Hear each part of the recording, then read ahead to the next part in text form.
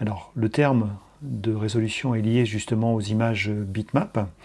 Et comment choisir justement cette fameuse résolution en fonction de ses besoins. Alors, qu'est-ce que cela représente exactement? Alors, en faible résolution, si vous avez en gros un point blanc et un point noir, en augmentant le nombre de pixels par pouce, alors DPI, c'est le terme anglais, Density per Inch, on va utiliser en français PPP, point par pouce.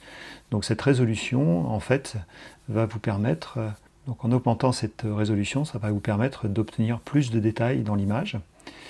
Et donc vous obtiendrez entre ce point blanc et ce point noir, un ou plusieurs points gris, donc des pixels de transition entre le blanc et le noir. Et plus cette résolution va être importante, plus on va justement offrir de détails et une qualité d'image supérieure.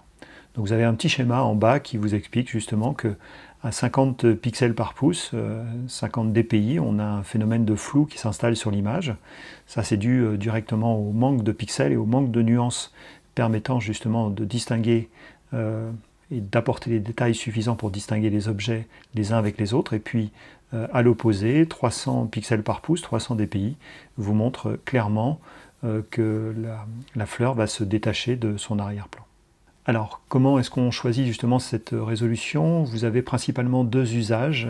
Un usage web, mobile. L'objectif, c'est de trouver la plupart du temps le meilleur rapport poids-qualité et en conséquence de quoi également le temps de chargement. Alors, on optera pour une basse résolution, justement dans ce cadre-là, proche de 72 dpi.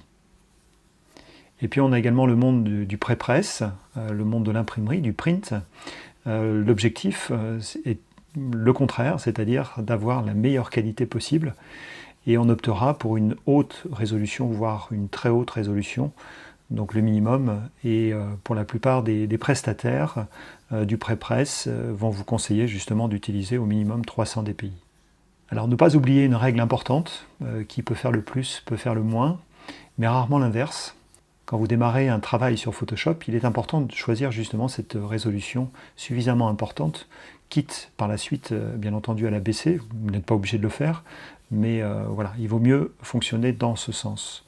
Quand vous faites l'inverse, eh bien justement, Photoshop tentera lui-même d'inventer les pixels qui manquent. On appelle ça le rééchantillonnage des pixels, avec un résultat plus ou moins médiocre, plus ou moins réel, ou réaliste en tout cas, puisque c'est lui qui s'est permis justement d'inventer pour chacune des pixels les nuances qu'il a imaginées pouvoir être justement celles qui correspondaient à l'image réelle.